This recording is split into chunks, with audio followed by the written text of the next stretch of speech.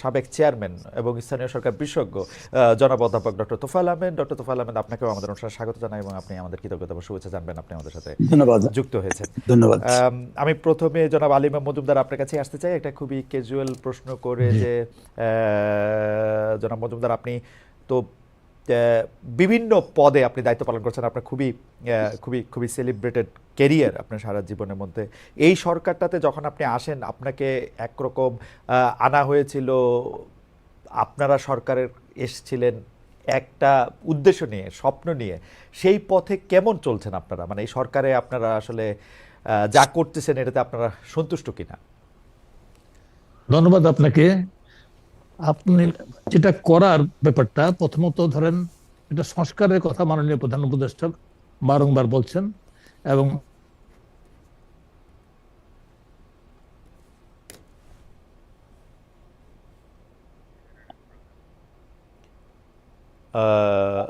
জনাব আলিমা মজুমদারকে আমরা শুনতে পাচ্ছি না। আমরা জনাব আলিমা মজুমদারের কাছে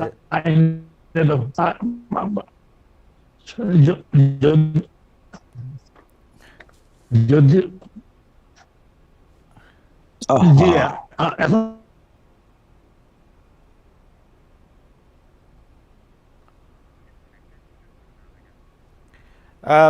জনাব তোফায়েল আহমেদ, আমি জনাব আলিমা মজুমদারকে প্রশ্ন করেছিলাম যে সরকারের যে উদ্দেশ্য এবং লক্ষ্য নিয়ে আসা হয়েছিল, সেই লক্ষ্য এবং উদ্দেশ্য 4.5 মাস 5 মাস পরে যখন আমরা এটার দিকে তাকাচ্ছি, 5 মাসের বেশি সময় পরে, তখন এটাতে আসলে সন্তুষ্টি বোধ করছেন কিনা?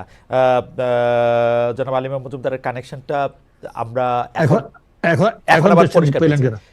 এখন আমরা পরিষ্কার হয়েছে। জনাব আলিমা মজুমদার, আপনি যদি আবার একটু বলেন, আমরা আসলে এতক্ষণ আপনাকে শুনতে পাইনি, আপনারা আপনাদের কাজে সন্তুষ্ট কিনা? যে আপনাকে প্রথমে বলছি, জি, আমাদের কাজের ব্যাপারে আপনাকে প্রথমত দেখতে হবে আমাদের একটা প্রস্তুতি পর্বের ব্যাপারটা আছে, প্রস্তুতি প্রাক ব্যাপারটা, এটাকে বিবেচনায় নিতে হবে যে 5ই আগস্ট দেশ কোন অবস্থায় ছিল, এবং 3 দিন সরকারবিহীন অবস্থায় দেশ ছিল। থাকার পরে 8 তারিখে সরকার গঠন হয়, আমি এতে আসি 12 তারিখে। সেই সরকার গঠন যখন হয়, তখন দেখা গেল যে দীর্ঘ 15 বছরের অধিক একটা অনেকটা একদলীয় সরকারের কাঠামোতে এবং প্রশাসনের সকল স্তরে সকল বিভাগে দলীয়করণের কারণে উপরের স্তরের তারা অত্যন্ত শেখি ছিল, অনেকেই পলাতক ছিল, এবং অনেকেই কাজে মনোনিবেশ করতে পারছিল না। ওই অবস্থাতে সরকার কার্যক্রমটাই চালু ছিল না বলতে গেলে। থানা থেকে পুলিশ চলে এসেছিল এবং পুলিশের কর্মকর্তাও ছিলেন একই ধরনের। তো এই জিনিসটাকে করানোর জন্য প্রাথমিক দায়িত্বটা আমার উপর পড়ে। সেই দায়িত্বটাকে করার জন্য অনেক রদবদল করতে হয় এবং অনেক কাঠামোগত পরিবর্তনও কিছু পরিমাণ হয়। সেইটা করার জন্য সংস্কারের আগে এই কাজগুলি করানোর জন্য এটা দরকার ছিল, এবং সেইটা যথাযথভাবে সম্পন্ন হয়েছে। সকলের সন্তুষ্টি বিধান করতে না পারলেও মোটামুটিভাবে একটা কাঠামো দাঁড়িয়ে গেছে। সেই কাঠামোতে এখানে পরিবর্তন তো সবসময় দরকার হয়, সে দরকার ছিল বা আছে বা থাকবে। ঠিক পাশাপাশি বেশ কিছু এখানে সংস্কার কমিশন গঠন করা হয়। আজকের অন্যতম আলোচক ডক্টর তোফায়েল আহমেদ আমার বন্ধু, উনি একটা কমিশনের প্রধান।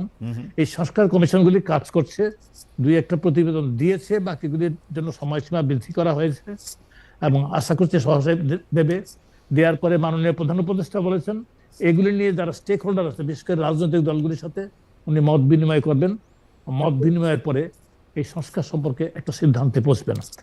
আমার তো মনে হয় যে আমরা যে অবস্থায় রাষ্ট্র কাঠামোকে পেয়েছিলাম, যদিও আমি ওই বিষয় সম্পর্কে আলোচনা না, তাই বলি যে আজকেও কিন্তু আমরা, যেহেতু খাদ্য ব্যবস্থাপনার দায়িত্বে আমি আছি, কিন্তু যখন আমরা এই সরকারের দায়িত্ব গ্রহণ করি, তখন কিন্তু আমাদের অনেক জিনিস বাকিতে ছিল। বাকিতে কেনা ছিল দেখে আগে দিচ্ছিল না, সার দিচ্ছিল না, আমাদের তেল দিচ্ছিল না। এই অবস্থায় ছিল বৈদেশিক মুদ্রার অবস্থাটা, এমন নাজুক অবস্থায় ছিল, নেগেটিভ অবস্থায় ছিল।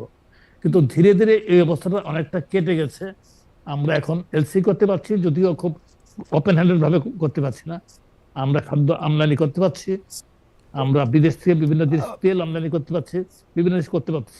আমার তো মনে হয় যে এই সময়ের মধ্যে যেটুকু অগ্রগতি হয়েছে, এটাকে আদৌ মন্দ বলা চলে না। তবে প্রত্যাশার সাথে হয়তো অনেকে সামঞ্জস্যপূর্ণ নয়, কিন্তু আমি ব্যক্তিগতভাবে মনে করি যে আমরা এই অল্প সময়ের মধ্যে মোটামুটি ভাবে অল্প সময় বলবো 5 মাস খুব বড় সময় না একটা জাতির জীবনের জন্য, এবং যে অবস্থায় দেশটা ছিল সেই অবস্থায় এটা আমাদের অর্জনটাকে আমি খুব কম মনে করছি না। ওকে, এবং সংস্কার কমিশন দিয়ে প্রায় শেষ করে এসেছে। জি, আমার আমার আমার দুইটা মানে বিষয় আছে যে আপনারা কিভাবে কিরকম দায়িত্ব পালন করছেন সেটার ক্ষেত্রে। একটা প্রশ্ন হচ্ছে 5 আগস্টের পরিবর্তনের পর মানে শেখ হাসিনা পালিয়ে যাওয়ার পর আমলাতন্ত্রের মধ্যে প্রশাসনে এক ধরনের আতঙ্ক তৈরি হয়েছিল। 4-5 মাস পরে সেই আতঙ্ক এখন কেটেছে কিনা? অনেক দর্শকরা কিন্তু মন্তব্য করেছেন যে প্রশাসনের কর্মকর্তা কর্মচারীরা অন্তর্বর্তী সরকারকে সহযোগিতা করছে না। সরকারের একজন উপদেষ্টা হিসাবে আপনার অভিজ্ঞতা কেমন?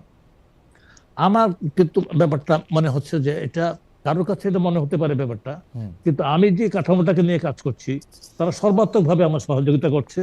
এবং আগে কিন্তু আমি প্রধান উপদেষ্টার সাথে ওনার দপ্তরে সংশ্লিষ্ট ছিলাম, অনেকগুলি মন্ত্রণালয়, প্রায় সবগুলি মন্ত্রণালয়ে আমাকে কিছু না কিছু দেখতে হতো। আমি কিন্তু সর্বাত্মকভাবে সহযোগিতা পেয়েছি।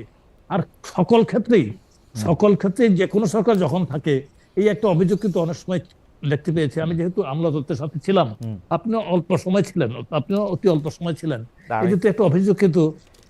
এই জাতীয় একটা অভিযোগ কিন্তু আমলাতন্ত্রের সম্পর্কে অনেকে করে থাকেন। কিন্তু ব্যাপারটা সর্বাংশে সত্য না, হয়তোবা কোনো কোনো ক্ষেত্রে হতে পারে, কিন্তু আমি কিন্তু কোনো ধরনের অসহযোগিতা কোনো ক্ষেত্রে আমি পাচ্ছি না। আমি দেখছি যে সকলেই সহযোগিতা করছে। স্যার, সরকারি চাকরির কথা যখন স্মরণ করাই দিলেন, আমার জি। আমি যে ব্যাচে জয়েন করছিলাম সে 20তম ব্যাচের অনেক বন্ধু আছেন, তাদের সঙ্গে আমার নানা ধরনের কথাবার্তা হয়।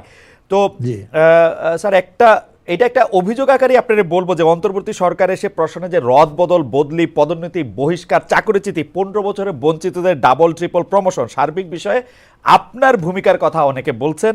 গণমাধ্যমে এমন প্রতিবেদন এসছে আপনার কারণে, মানে দুই রকম এসছে আর কি স্যার। একটা আসছে হইলো যে মানে আপনার গুড বুকে যারা আসে তারা ভালো ভালো পদ পাচ্ছে, পদোন্নতি পাচ্ছে, পোস্টিং পাচ্ছে।